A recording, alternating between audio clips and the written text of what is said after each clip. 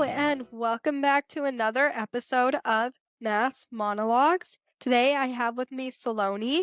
She is a writer. Do you mind telling us a little bit about who you are and how you got started with writing? Yeah, so it's a bit of a funny story, actually. I'm originally a doctor. I'm also a coach and I'm a writer. And my story goes back to when I was in medical school. So it was 2000 and I was in Australia backpacking. And it was a very funny story because actually, the day before I was going to go backpacking, this was my very first backpacking trip. My granddad died. So it was hit or miss as to whether I'd actually I'm so make it. sorry. No worries. He wanted to live till 2000, so he made it. But it was just one of those things. And Yeah. so anyway, so I ended up going, we were in Sydney where I was backpacking with two friends, and I ended up going to a tarot card reader psychic. I think part of it was because he just passed and I wanted some reassurance because it wasn't unexpected, but it was a shock with it being the day before we were flying. And it's funny, she said, "You're going to be a writer and travel the world." And I was like, "What?" Because my life was mapped out. I was going to be a doctor. I had done 3 years, 2 or 3 years in medicine. I was doing BSc for the year. And I was just like, my life's like medicine and science and all this stuff. So anyway, years passed. I get on the conveyor belt of medicine and exams and nights and all of this stuff, more exams and loads of unsocial hours. And fast forward 13 years, and I keep on getting people tell me that I should write and all of this stuff. I'm very much into alternative. So if I was having a reading, which I'd have every so often, I'd get told that. And I'm like, oh, I don't know what to write about. Like it used to freak me out, the pressure of it. Anyway, eventually it was 13 and I was living in Dublin and I was doing a PhD on HIV and drug use. And I started to write. I had a bit of time then. It sounds crazy because it was a challenging PhD. So I was running a HIV clinic for people who had a history of substance abuse and the methadone, but it meant I could manage my time. And so I started to write then. And yes, my first book is about dragons and dream school. So I need to go back and rewrite that properly. So that is my convoluted story. From then, 13 years ago, I did a lot. So I did courses and conferences and mentoring and paid feedback and all of this stuff because at that time I was doing my PhD. So the writing I was doing was very scientific, very formulaic. So I don't know if you've got any experience of research, but it's very much aims, hypothesis, method, Yes. results, conclusion. So I think it was probably just that I was finding it so rigid that I started writing about dragons and fairies, just in straight contrast and as an escape. So that is it in a nutshell. Yeah. That's an interesting story. I'm wondering when you visited the psychic and you got your Yeah. reading, did you think to yourself, maybe this is something I should try because I had this experience? Or was it a couple years later that you didn't even think about it and thought, you know what, maybe I should try creative writing? Or do you think that has anything to do with it? Is there a connection there? I didn't at the time think my life had been so compartmentalized and shut off. And look, I'm Asian and my parents are very much about medicine, as a lot of Asian families are, let's not pretend. And I wasn't really given much space to explore creative endeavors. It was all about some work and achieving. I hadn't been given space to do that. So it was quite scary to me, if I'm being honest with you. I felt quite pressured by it. At that time, I think I forgot about it. And then it was probably years later. And I started to do a bit more meditation, alternative stuff. Whilst working as a doctor, just, yoga and that stuff to help me just day to day and being a bit calmer and sleeping better. And I was referring patients on. And I think as I started to do more about other stuff, I started to go, is this really what I want? And would I like to be doing something else? And that's what opened it up. One of the other things that opened it up, okay, let's do one, was I wanted to meet somebody. I'd been single for a long time and I wanted kids. And again, there's a reason this hasn't happened. And that got me onto the looking at my life and examining things and was I really happy and all this stuff. Yes. And you spoke about this initial fear, this anxiety when delving into an endeavor that was so removed from what you were used to. You do scientific studies and experiments all the time, and then you jump into creative writing. What challenges did you face the very beginning? Was it just writing in that new format, in that new style, that new tone, doing something creative? Did it feel abnormal at first? And did you gain encouragement from any friends or peers? It felt very strange for a variety of reasons. As a doctor, you're very used to doing and achieving. And this was something totally different. I had no idea what I was doing. I didn't even know where to go for courses and stuff. I think at the time the internet wasn't like now. Do you know what I mean? It's so much Yes. easier now to find stuff. But at that point, the internet wasn't as big and I just didn't know where to go. I had no clue. And I also was living in Ireland, so I'm from the UK. I was living in a different country. Even though it's not very far, things could be quite different. It was a bit scary for me. And I'm going to be honest with you, part of me, there's an imposter syndrome of what I'm doing. I can't do this. I'm not good enough. It's going to be no good. And I don't think I spoke to a lot of people about it. I think I started just writing. It probably wasn't great. I can't remember exactly whether I joined a writing group or I know what it was. I paid for feedback. So I found an agency online and paid for feedback for the book. And it was a bit crazy. You've got this written feedback and then you had a one-to-one with somebody. And I drove an hour and a half for this one-to-one and then back in the UK. And I found the feedback stage really challenging and upsetting. Do you know what I mean? Yes. Because I just wanted somebody to love it and me. And it's feedback. And now you're going, of course. I know how to do the scientific writing. I didn't know how to do this. So there were certain elements of learning how to write. Obviously, you have the voice, but that learning how to write. In hindsight, a lot of that at the beginning was telling and not showing. Yes. Yes. But yeah, no, I smile about it now. It's a journey, I think. Yeah, it's a journey. And in a way, I digress. Like at that time, I don't know whether there's a whole Amazon case. So I did self-publish my first book, which is my fourth book, but mine was, I'd have lots of edits and feedback and all of that stuff. I think if that was available then, it's so easy to just do something and put it out and not have it properly looked at and edited. And then, do you know what I mean? Like now it's wonderful that self-publishing KP, but It's so accessible. Yes, yes. There are a lot of great books out there, but there are a lot of books where you can look at it and go, okay, it's wonderful that somebody's done this, but an edit at least or plot or story or all of this stuff. So that was probably mine. I'm wondering if it was overwhelming for you at first, because with scientific writing, there's such a rigid structure where you have to stay within those guidelines. But when it comes to creativity, really the world is your oyster. The page can have anything on it. And I'm wondering, did you start off by writing journal prompts, or did you take certain prompts and create a story about them? How did you get into writing at the very beginning? So did you just start writing a novel, have this story to start to finish, or did you break it up into smaller parts? No, there was none of that. There was no prompt written of us. I just started to write and there was no real story or plotting or any of that. I just started to write. And so that's why like I laugh now thinking about it because it probably wasn't, it was probably rubbish. But no, I just started to write. Yeah. I didn't have an idea of what to do about journal prompts and this, that, and the other, and plotting and storyline and this, that.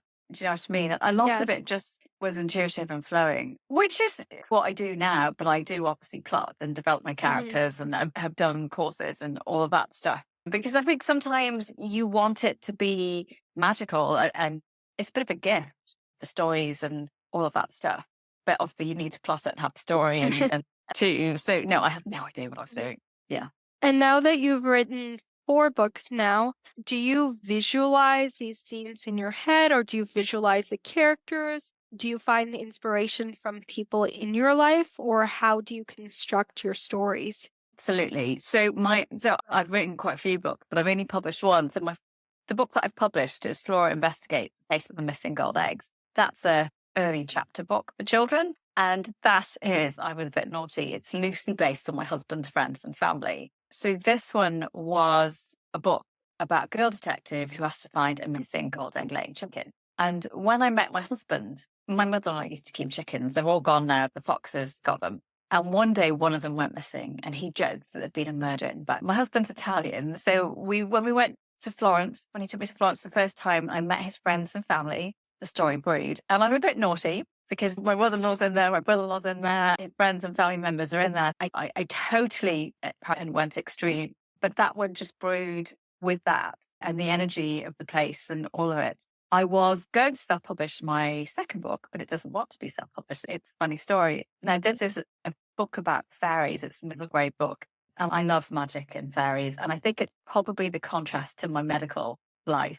And I used to love fairies growing up in those fairy books. And it's a book about having your wings clipped and being bullied, which is such a big thing in my life because I had very bad workplace bullying and I ended up incredibly unwell and with PTSD. And I didn't realize at the time when I started writing this book, at that point I was going to a children's writing book group in Dublin. I just started writing about fairies and wings being clipped. I didn't realize. And then afterwards I went, oh gosh, that's what I'm writing. Do you know what I mean? Yes. And that's my story. So it's very funny. Even my first book, when I go back and look at the dragons in the dream school, was about me coming into my power of magic and writing and trying to create my life and my future in story. So I have big themes in them because I want to inspire. I've seen so much crap in life, having done the job that I've done, that I really Yes. want to inspire. I have a dual point of view stalking book that I need to get back to. So that's my focus now. And that is loosely based on not based on my works, my experiences and how I felt about being, because I was stalked as well, being stalked and how people treated me in the gap and just how world collapsing it was because somebody sent an anonymous letter out about me with really personal information and the perception of being that because I was off sick, I couldn't be out and about doing things. And it totally traumatized me because somebody had clearly followed me and knew where I was going and knew quite personal information about me, who my doctor was and all of this stuff. And I couldn't get anyone to take it seriously. I went to the guards or the police and employers, and people suggested that I had written these letters or that it was a neighbor. And there was such specific stuff in these letters about kind of medicine. And I was like, a neighbor's not going to know this stuff. But I couldn't get anybody to take it seriously. And it was so damaging to me. And it was so damaging to the point that I actually moved country when I was 6 months pregnant because I didn't feel safe. I was scared. I was there going, I don't feel safe walking a newborn around here. I'm so sorry you had to experience that. I couldn't even imagine. Thank you. It's one of those things, and I'm better now and I've healed. But it was a very traumatic and dark period of my life. And yeah, Was writing cathartic for you at that point when you were facing that? No. So I started it. I was in Dublin, I was sick at that point, and I started it 4 or 5 years ago. And every my writing group was like, "You've got to write that." And I did it dual point of view, but I couldn't touch it. It was too painful, really painful. And only now, the last couple of months this year, that I've picked it up and gone, I can do this again. And it was very similar. I've also been working on my medical memoirs. I've seen it had all. I've gone to prisons. We've had a lot of prisoners. I've worked as a rape examiner. And I don't know over there, but here there's a book written by Adam Kay called This Is Gonna Hurt, about his time as an obstetrics registrar. And again, I started writing these vignettes of work stuff. I made it into a short story. I put it into a couple of competitions. I just couldn't do anything else with it. I knew that a time would come when I would be able to. And I was just so upset about my whole work stuff that it was too painful. But I picked it up about 2-3 months ago. And for me, it was actually really joyful to do that. I'd forgotten a lot, but it was really nice to write these stories and these experiences and people whose lives I touched. And obviously, I've had to change things and names and change bits for confidentiality point of view. But it was lovely to do that, and I was able to do that. Yes, yeah, I flit around. But going back to your question, no, I wasn't able to do it then. I think now I will enjoy doing it. I'm slightly fearful it's going to take me to a dark place again, but I think it's probably going to be, like, say, cathartic and healing to go, that's done, and I can talk about it. Because there's a time when I couldn't, where I would be crying now talking to you about this. No, it's wonderful how much time can help you heal it and where you're able to look back on something and think, I have a completely different viewpoint on that experience now, and it's not as intimate, or it's still intimate, but it doesn't hurt as much as it used to before. I'm wondering, sorry, I just wanted Can to. I?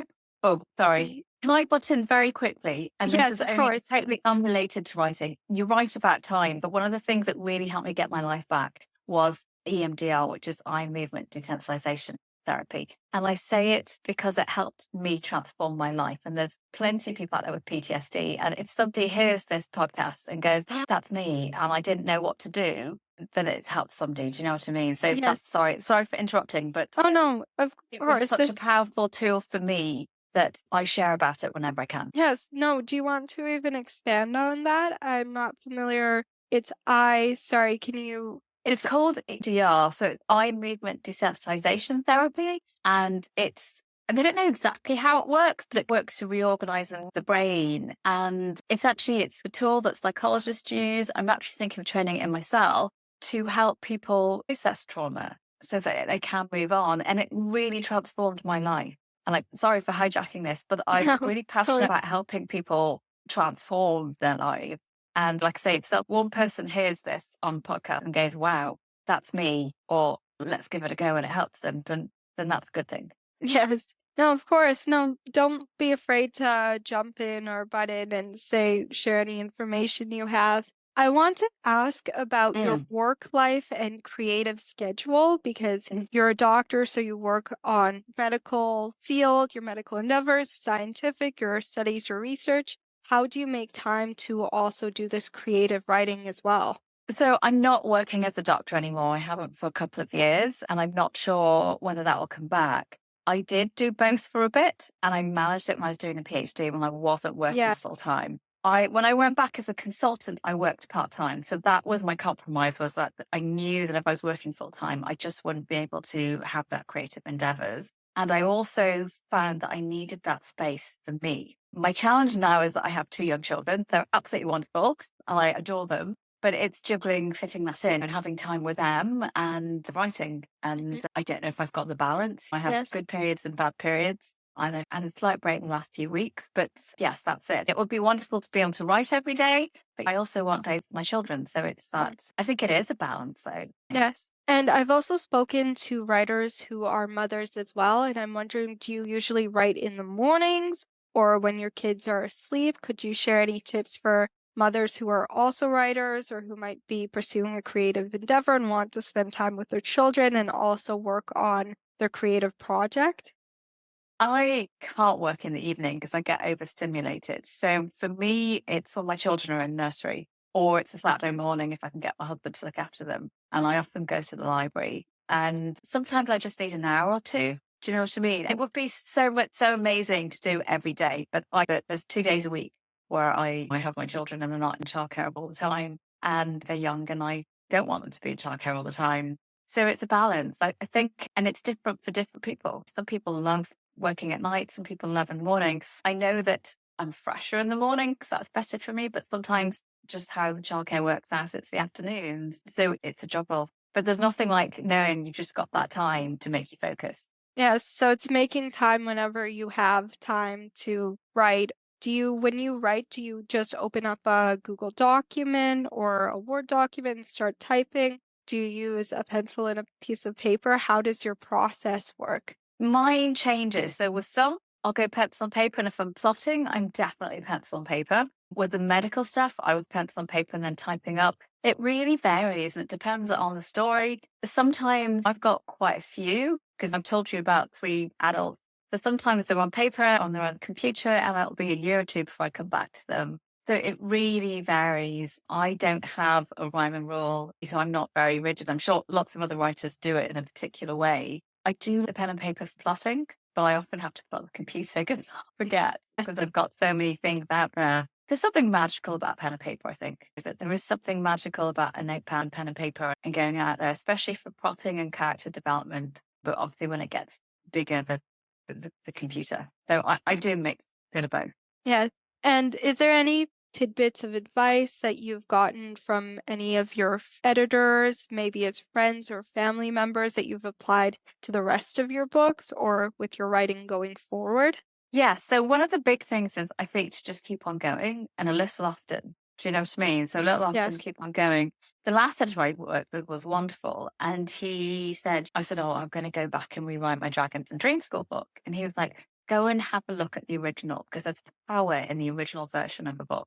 And I think he's so right about that. He really got that there's an essence to books and a power to them. And that goes beyond what's on the paper. Do you know what I mean? There's something Hmm. in that raw, rough original version. So those are my two things. My other thing is edits. You need feedback and you need edits. And it's really important to get that. And it can be tough, but it is a way to grow and learn. And sometimes it's about getting the right people because you might get somebody editing, but they're just not the right fit for you. But yes, those are my 3 tips. No, thank you so much. I want to shout out to all of your social media platforms, your website.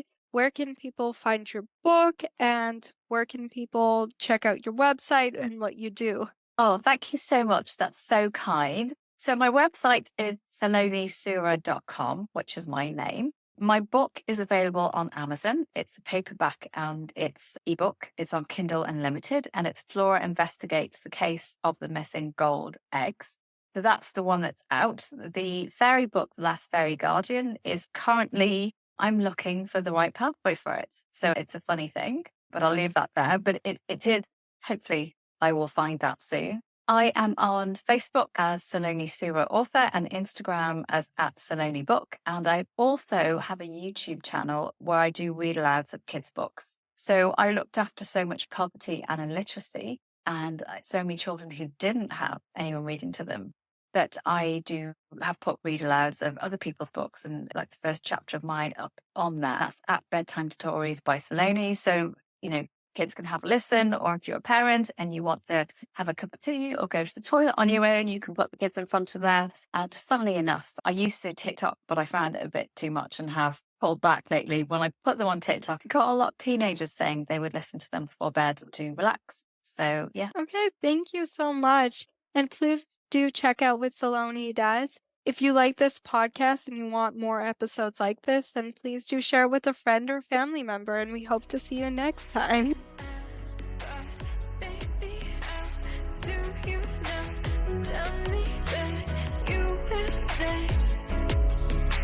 Treat me the right way. Always love it for me, no love it